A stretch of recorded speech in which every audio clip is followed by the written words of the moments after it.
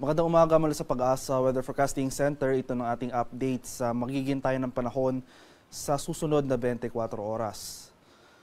Makikita natin dito sa ating latest satellite images itong mga makakapal na kaulapan na nakakaapekto sa southern portion ng ating bansa ay ang patuloy na epekto ng Intertropical Convergence Zone. Ito yung salubungan ng hangin mula sa northern at southern hemisphere. So itong ITCZ sa kasalukuyan umiiral sa malaking bahagi ng Visayas at sa Mindanao. Kaya for the next 24 hours, asahan natin ang mataas na tsansa ng mga kaulapan at mga kalat-kalat na pag-ulan, pagkulog at pagkidlat sa malaking bahagi ng southern Luzon, Visayas at itong northern portion ng Mindanao. For Metro Manila and the rest of the country, asahan natin ang maaliwalas sa panahon ngayong araw. Sasamahan lamang yan ng mga isolated rain showers or localized thunderstorms. At sa kasalukuyan, wala pa naman tayong binabantay ang low pressure area o sama ng panahon sa loob at labas ng ating Philippine Area of Responsibility. At para naman sa magiging lagay ng ating panahon ngayong araw dito sa Luzon, dahil sa epekto ng ITCZ, asahan natin ang mataas na tsansa ng mga pag-ulan ngayong araw, cloudy conditions with scattered rain showers and thunderstorms dito sa area ng Bicol Region. For Metro Manila and the rest of Luzon, ay magpapatuloy itong mainit at malinsangang panahon ngayong umaga hanggang sa tanghali. Ngunit asahan muli natin yung mga tsansa ng biglaan at panandaliang buhos ng ulan na dulot ng thunderstorms pagsapit ng late afternoon to evening. Maximum temperature forecast para sa Lawag ngayong araw posibleng umabot ng 32 degrees Celsius. 33 degrees naman sa bahagi ng Tuguegarao at 24 degrees Celsius sa Baguio City. Maximum temperature forecast para sa Metro Manila ngayong araw posibleng umabot ng 33 degrees Celsius. 32 degrees naman sa bahagi ng Legazpi at 32 degrees Celsius sa bahagi ng Tagaytay. Sa mga lugar naman sa Palawan, Visayas at sa Mindanao, dahil sa ITCZ, asahan rin natin ang makaulapan at mataas na tsansa ng pag-ulan ngayong araw sa bahagi ng Palawan, buong Visayas at itong western at northern portion ng Mindanao. Sa mga regions yan ng Zamboanga Peninsula, northern Mindanao at Caraga. Kaya sa mga areas na ito, maghanda tayo sa mga posibleng banta ng pagbaha at pagguho ng lupa, lalong-lalo na kung tuloy-tuloy ang pag-ulan na ating mararanasan.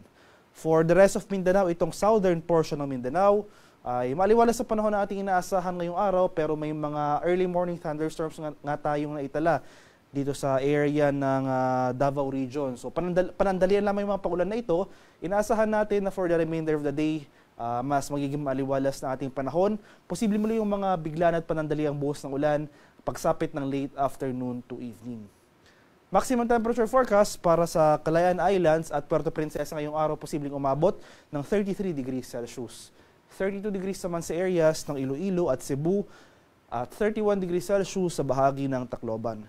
Maximum temperature forecast para sa Cagayan de Oro ngayong araw posibleng umabot ng 32 degrees Celsius.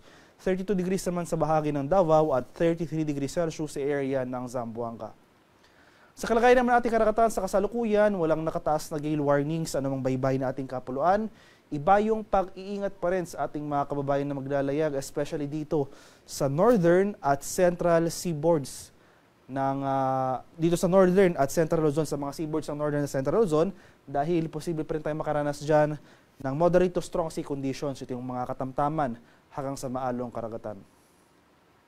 At ito naman ang ating 3-day forecast para sa mga susunod na araw.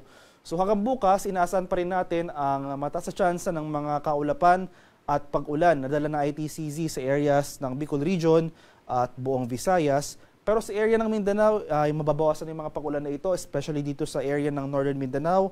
Fair weather conditions na ating inaasahan sa malaking bahagi ng Mindanao, pati na rin sa Metro Manila and the rest of Luzon.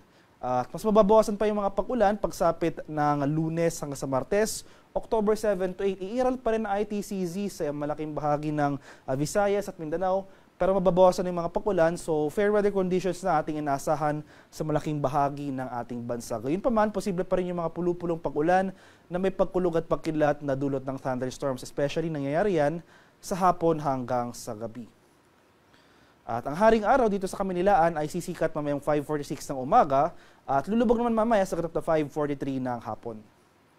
At para sa karagdagang impormasyon tungkol sa ulat panahon, lalong-lalo na sa mga rainfall or thunderstorm advisories na posibleng i-issue ng ating Pag-asa Regional Center, sa i-follow kami sa aming social media accounts at UST_Pag-asa. Mag-subscribe na rin kayo sa aming YouTube channel sa DOST Pag-asa Weather Report at palaging bisitahin ang aming official website sa pag-asa.dost.gov.ph. At yan lamang po ang latest mula dito sa Pag-asa Weather Forecasting Center. Magandang umaga sa ating lahat. Ako po si Dan Villamil Lagulan.